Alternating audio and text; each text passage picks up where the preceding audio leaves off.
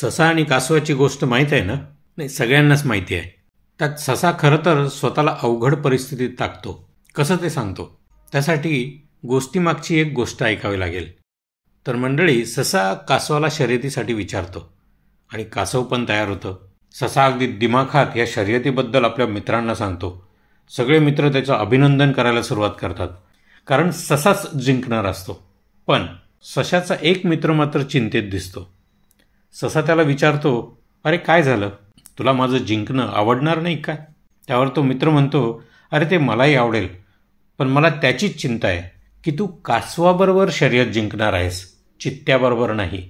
तू जिंकलास तर सगळे म्हणतील त्यात काय एवढं, कासवाबरोबर तर कोणीही जिंकेल. पण जर तू हरलास तर म्हणतील काय तू कासवाबरोबर हरलास, दोन्हीकडून मरण तुझंच आहे. अशी शर्यत लावून तू स्वतःलाच अवघड परिस्थितीत टाकत नाहीयेस का? या गोष्टीमागची गोष्ट अशी की कॉर्पोरेट दुनियेमध्ये देखील असे कासवं असतात जे तुम्हाला अवघड परिस्थितीत टाकून स्वतःचं भलं करून घेतात. कामाच्या ठिकाणी असणारी अशी कासवं ओळखा आणि त्यांच्याशी शर्यती लावणं बंद करा, कारण त्यांची तेवढी पातळीच नसते की ते तुमच्याशी शर्यत लावू शकतील. आणि अशा कासवांना हरवून तसंही काही साध्य होणार नसतं. बघा, पटतंय का?